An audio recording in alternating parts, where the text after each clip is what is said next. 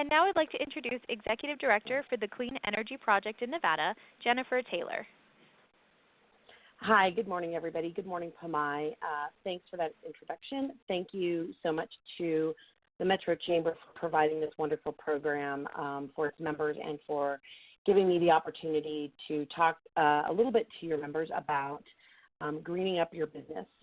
So as a quick introduction, Clean Energy Project is a 501c3 that is dedicated to educating and advocating on the economic benefits of clean energy. So we really consider ourselves almost a trade association related to the business of clean energy, and by clean energy we mean renewables and energy efficiency. Today I want to talk to you a little bit about some of the increased corporate ethos in sustainability, why that makes a difference, why it's driving the way Fortune 500 companies work, why it should drive the way your small business works, and some of the simple steps you can take to make your business more green. From changing a light bulb and using recyclable products to installing energy efficiency equipment and systems, every business can make simple changes that save energy costs and natural resources. So when you were looking for a resource for your energy efficiency goals, you can always come to Clean Energy Project's website. You can sign up for our newsletters, and you can engage in any of our programs like the National Clean Energy Summit or our Green Business Guide, which I will talk to you a little bit later about. And just really quickly to show how even municipalities and some of our iconic symbols of Las Vegas are going green. Clean Energy Project was part of the partnership with the Clark County Commission, LVCVA, Bombard Renewables, and Green Chips to solarize our Welcome to Fabulous Las Vegas sign. We also, as I stated, host the Clean Energy Summit every year, and as you can see sitting up here to the far right is Jim Murren, and here he is talking to John Podesta, former White House advisor on climate, about business leadership on carbon reduction, and we'll talk about MGM and some of what it's done in a little bit. So first, a quick overview on corporate sustainability. What we know is that dozens of America's, now it's really hundreds of America's largest businesses are recognizing that what is good for their bottom line is also good for the environment. And when you look at, the greening industry, we know that energy is one of our governor's priority. It's one of the key sectors in his Office of Economic Development, and he's actually reconvened his new energy industry task force to look at how Nevada can continue to lead on energy issues. And with increased corporate interest in Nevada from tech and disruptive innovation companies like Tesla, Switch, and Faraday, and strong sustainability departments in our flagship companies like MGM and Caesars, it's really something that all of Nevada businesses should and can get behind. Sustainability has really become a buzzword in the corporate world, and part of that is because of the rise in consumer impact and consumer demand for companies that share their sustainability ethos. 9 Fortune 500 companies have pledged in September of 2015 that they would go 100% renewable, and that includes Goldman Sachs, Johnson & Johnson, Nike, Procter & Gamble, Salesforce, Starbucks, Steelcase, Voya Financial, and Walmart. And that really says a lot about what businesses look at and why they are moving towards a greener corporate platform. And it's not just because they're looking to protect the environment, although that is part of it. It is really because they understand it is part of their bottom line and part of what can benefit their companies. So we know that larger companies have extensive programs, and they may have entire departments that are dedicated to those programs for either corporate sustainability or corporate social responsibility or sustainability. MGM has a really large department for both sustainability and corporate social responsibility. But part of the reason that those departments exist is to demonstrate transparency, to share with their consumers their corporate valuations, and to develop better corporate loyalty. These companies realize that being a good steward of the environment is what customers are coming to expect. And this expectation of customers is also an expectation that smaller businesses are starting to see as well. People support through their dollars companies that share their values. And if you look at what's been going on in some of the states like North Carolina and Georgia, where there's been a big pushback against policies implemented by the state, and where corporations are saying that's not something that we share because it's not something our consumers share, and it's having an impact on states' bottom lines. And Nevada's in a great opportunity, in a great position not to ever have that happen from the perspective of sustainability and clean energy. There have been a couple studies that I just want to sort of share with you. In Sustainable Brands in May 2015, they surveyed global consumers who said that they feel a personal accountability to address social and environmental issues, and they look to the companies that they spend their dollars at as partners in that progress. It's nearly universal in their demands now, in consumer demands, for companies to act to act responsibly. 9 in 10 consumers expect companies to do more than to just make a profit, but also to operate responsibly to address social and environmental issues. And what we're finding is that 84% in this study of consumers surveyed said that they seek out responsible products when possible. And in another subsequent study, 72% of respondents said they didn't care why a company goes green as long as they go green. So by the same token, as technology has improved, environmental business practices can really have become more cost-effective and can create competitive advantages for companies.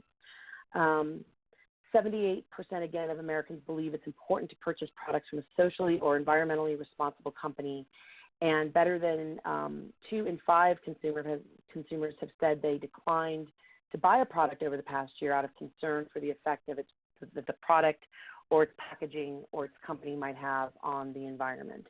So there's really a synthesis now between the dollars, the environment, and societal demands. One of our great examples here in Nevada is, of course, MGM. They really have done a great job messaging about their sustainability efforts. If you all had a chance to check out Jim Murren in his keynote speech at Preview Las Vegas this year in January, it was one of the things he really highlighted about what drives him in developing MGM's business platforms. Here we've got some pictures showing Aria, Veer, Vidara, Mandarin, all of these pieces of the MGM family that have won sustainability awards. And so, again, going back to corporate social responsibility, MGM every year puts out, as do many, many, many companies. In fact, there's been like a 30% increase in CSR statements from companies since 2010. But MGM puts out a statement every year discussing its corporate sustainability model. And from last year's CSR report, MGM reported that it had recycled and diverted from landfills nearly 56,000 tons of materials at a diversion rate of 47% recycling. They talked about their 28-acre, 6.4 megawatt solar photovoltaic array at Mandalay Bay Convention Center and the additional 2 megawatts that was going to be added. And then they talked about their 31 compressed natural gas Cadillac XTS limousines that make up part of their transportation portfolio. So that's just here in Nevada. And if you search some of our other companies, you'll be able to find their CSR statements. Nationally, we've got 154 companies as of the end of last year that have signed the American Business Act on Climate Pledge to demonstrate support for action on climate change following the conclusion of the Paris Summit on climate. The 154 companies have operations in all 50 states, employ nearly 11 million people, represent more than $4.2 trillion in annual revenue, and have a combined market capitalization of more than $7 trillion. These companies, in signing the American Business Act on Climate Pledge, have voiced their support for sustainability efforts to reduce carbon and have demonstrated an ongoing commitment to climate action, such as reducing emissions, reducing water usage, achieving zero waste to landfill goals, purchasing 100% renewable energy, which again here in Nevada we've seen with Switch, with the agreement they came to with NV Energy in the fall to have a dedicated PV plant, solar PV plant, provide all of their power. again, going back to what I mentioned earlier about the response of corporations to consumers' concerns on issues. We've really started to see issue-based consumerism. You saw it, you've seen it probably for years with PETA and their cruelty-free list. And if you see the bunny that's on the right on a product, you can know that PETA has certified it as vegan and as cruelty-free. Same thing with Human Rights Campaign that champions rights for same-sex partners and make sure that the folks that support the issues that HRC promotes know which companies do and don't share their social goals. What's going to happen now, since we've seen this happening at the large Fortune 500 level, is this is really starting to trickle down into our small businesses. Small businesses, as we know, really drive our economies. I mean, they are the ones that create almost half of the jobs for half of our private sector workforce. That's about 120 million people. And since 1995, small businesses have been responsible for creating 2 out of every 3, or 64% total of net new jobs in our country. So that's about 42.9% of U.S. payroll. So with large corporations moving ahead of governments on some of these issues, moving ahead of some of our even municipal leaders, small businesses feed into those large businesses and are part of their supply chain. So even from just the issue of on the ground consumers, small businesses need to start looking at, am I part of a larger scale supply chain that makes me competitive enough for a Fortune 500 company to want to keep me in their base as a vendor? Small businesses are also fantastic because they lead the way in innovation in terms of tech and new products. So some of the things that we'll talk about in terms of actual tangible items that can green up your business are items that have come from small businesses. And so they really are a key component of this cycle that's being developed in the workforce and in our corporate markets. So the question is, if you're a small business, you may not be able to sign on to the climate pledge. There may be, you may think to yourself, what can I do to make sure that consumers know that this is something I believe in, that I know that it's good for the planet, for my community, and for my bottom line.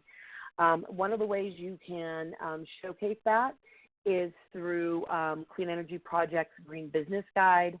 We work with small businesses to teach them zero to low cost conservation measures, talk to them about important clean energy policies that are being presented and developed in the state, and ask them to commit to being clean out energy allies by signing on to those policies and also integrating some basic conservation measures into their businesses. And we make sure that our 8,000 plus supporters know who those businesses are. So when they're looking at which florist to shop at, which lawyer to retain, they can say, this is a company that supports my sustainability goals. So you can see from this slide, it's all really very integrated. I told Pamai that there were so many things I wanted to talk to you all about that I could probably do 4 or 5 one-hour sessions. But I like this picture because it shows the integration of energy, lighting, our fuels, and how it's all sort of part of a whole system. But now to talk about some specific ways you can green your business.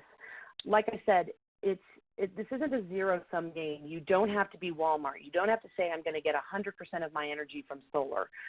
There are very simple steps that you can take that amazingly will cut down on the impact to the grid and also will cut down on your costs. So let's talk about some of these really simple zero to low cost conservation measures that a small business can initiate. First of all, you can find out what you're using right now. You can go to NV Energy, you can go to Southwest Gas or Las Vegas Valley Water District, take a look at some of the analysis tools that those utilities have so that you can see where your usage really is. And NV Energy, we'll talk about this in a little bit, they've gone through a bunch of different incentive programs So as I talk about these issues and these items and these ideas, if there's anything that jumps out to you, something you're interested in, make sure that you reach out to those utilities or to those companies that are providing those incentives as soon as you can, because every year the incentives tend to dry up as these technologies become more competitive and more saturated into the market.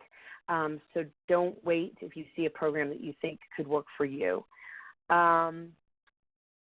So one of the largest pieces of energy costs is just energy, your lights, your computers, and your thermostats.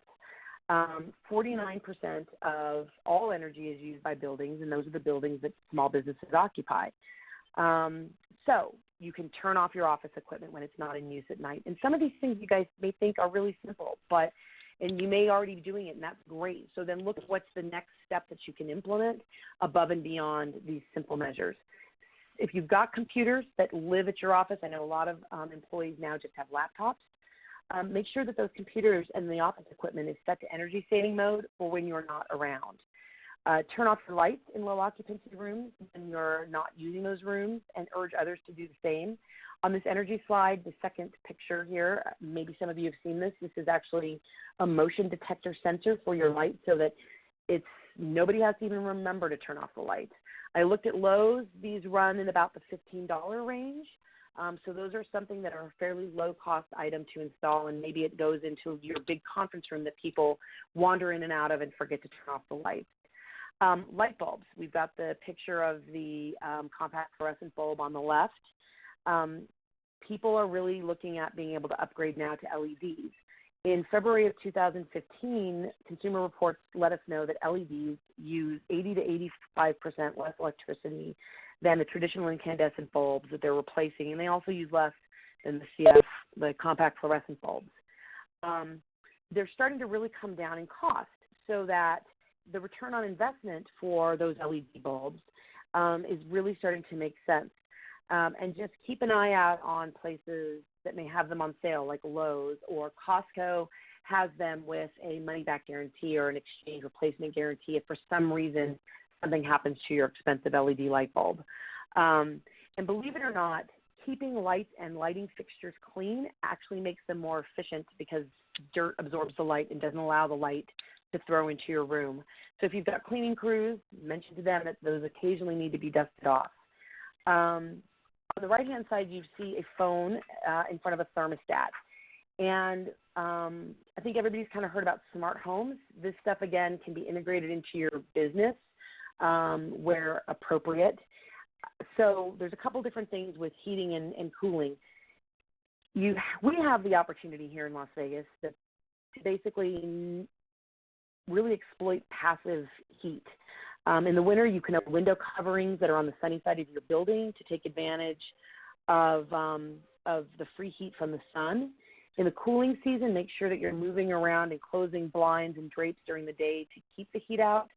In the wintertime, as you're opening window coverings, it also provides you an extra light throw, so that maybe that extra fluorescent light up above a station doesn't have to be turned on.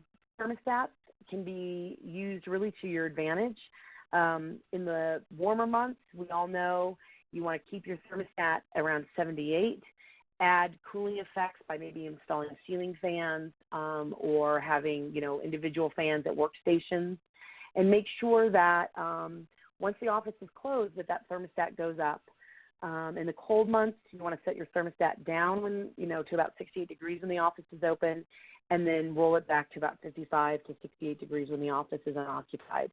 If you're responsible for the maintenance of your HVAC system, make sure you get it checked yearly to maximize functionality and efficiency. If you're not in charge of your maintenance system or your thermostats, talk to your landlord about some of these ideas. Having been at law firms that engaged in triple net leases, I know that most landlords are pretty well aware of setting their thermostats automatically for occupied and unoccupied time. Another really big issue that we have in our businesses is e-waste. There's a UN publication that says it takes 530 pounds of fossil fuels, 50 pounds of chemicals, and 3,300 pounds of water, which is a total of 1.8 tons, to make a desktop computer and monitor.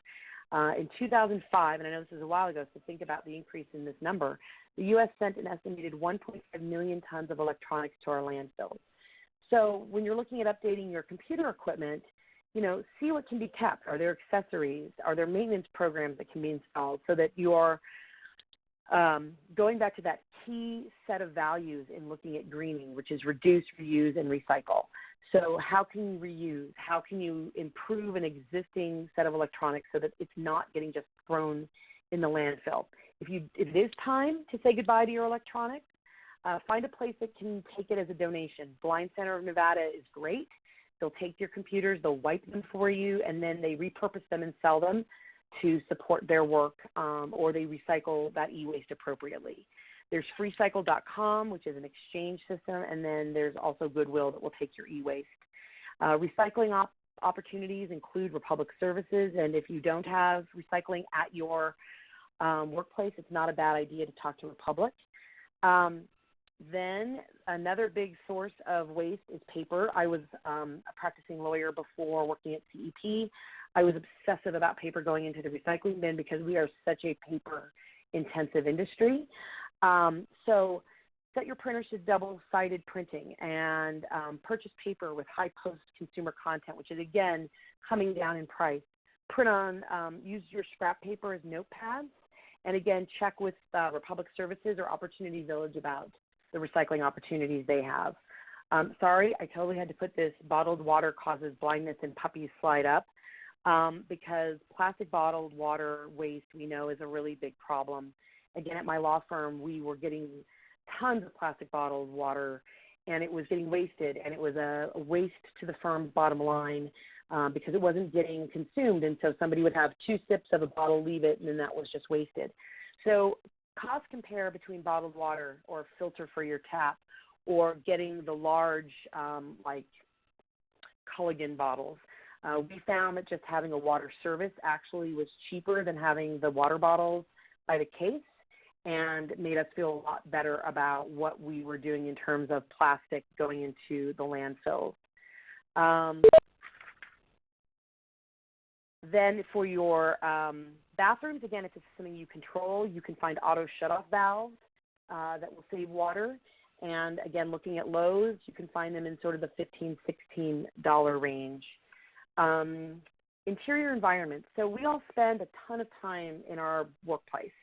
And there's an entire set of credentialing called LEED that talks about how important it is for that indoor space for your employees, but it also is a great way to reduce your costs. So take advantage of natural light.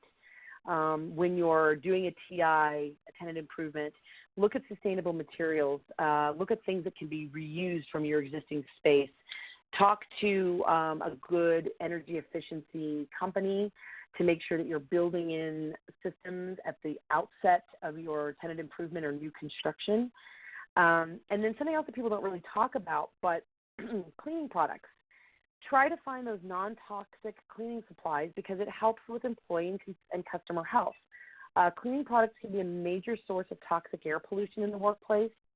The Sustainable Industries Green Office Guide reports that EPA estimates say poor indoor air quality can result in 18% loss of employee productivity, translating to $60 billion in the U.S. in 1 year. And that's nothing that a small business can afford, and that's nothing to just sort of throw away. So look to your cleaning companies, make sure they're using products that don't cause sort of toxic air environments for your employees.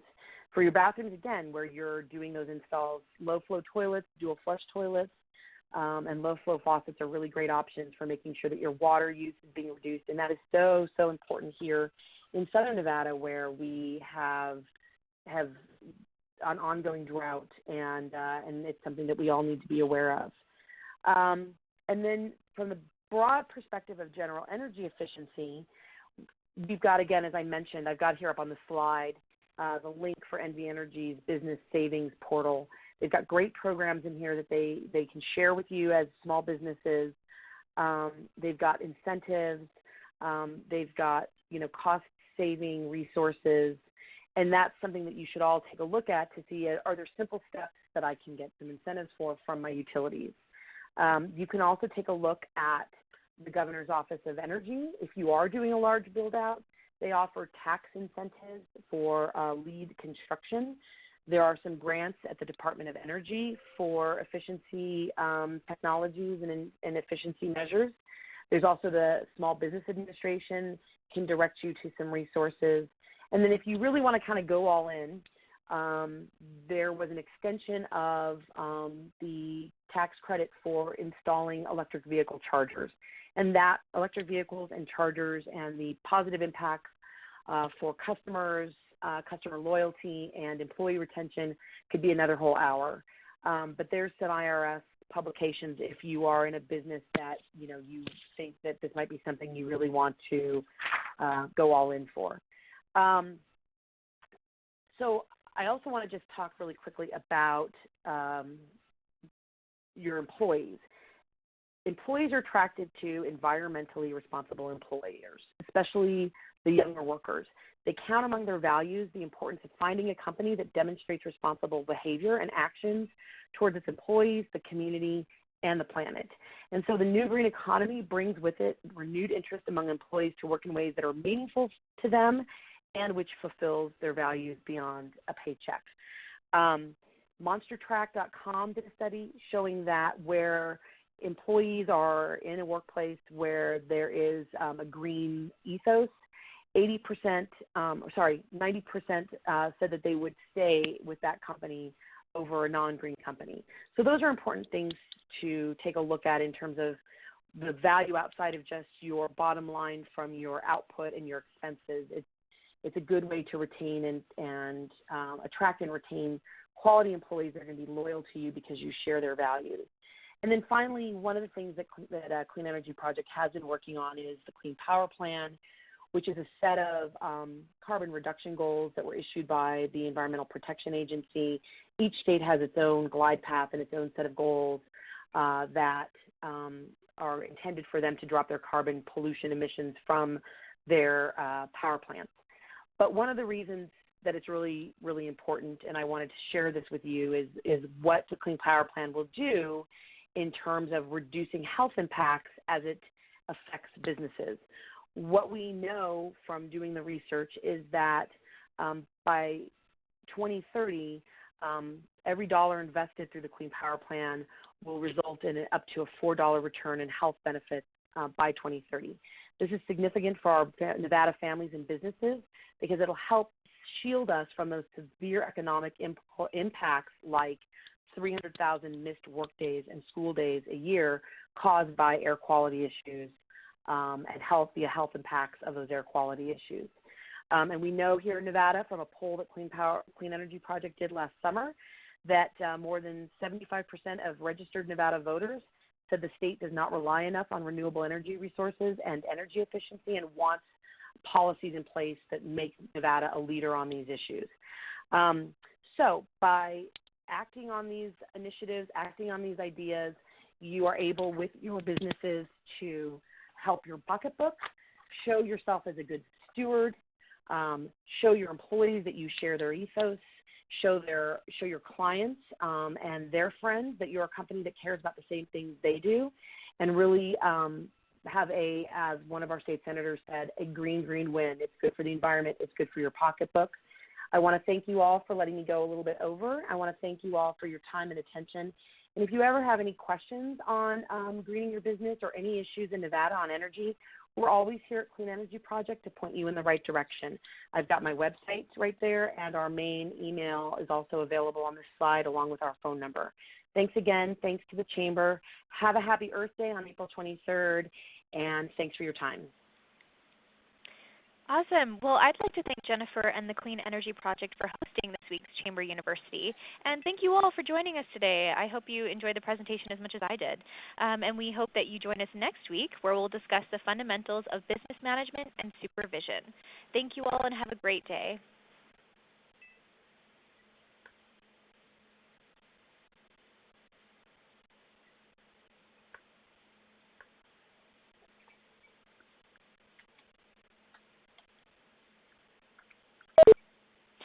Hi, Jennifer. It's Pomai.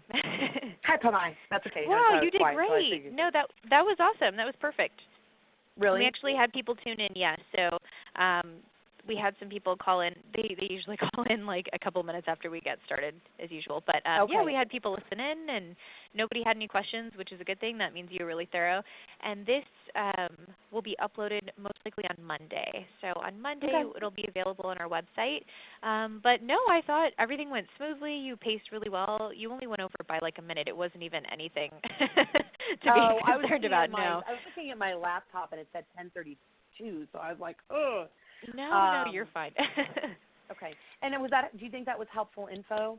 Oh, absolutely. I was taking some notes too. I mean, especially I think it was like the last statistic you gave about the 90% of employees choose to stay at a green company as opposed to a non-green company. I mean, I had no idea about that too. That was really interesting, and just a lot of the helpful tidbits that you can use both at home and in your business. I mean, I felt like I learned a lot myself. So. Yeah, and it's so funny because I never know, Pomai, like if it's too basic because I live and breathe this stuff. So I don't know if people think like, oh, I should turn off my computer. You know, I don't know. So well, the thing with that too, though, is because this is such a tech world that it's just you don't think about it. Like you don't think about your phone, you don't think about your computer. It's just that's just a part of life. You just technology in general and whatnot. But just hearing reminders that, and even the info that you shared about how many resources it takes to build a desktop computer. I mean, I had no idea. So that was insane. I thought I had no idea it required all of that. Yeah, and really for small businesses, as these large companies start to really ratchet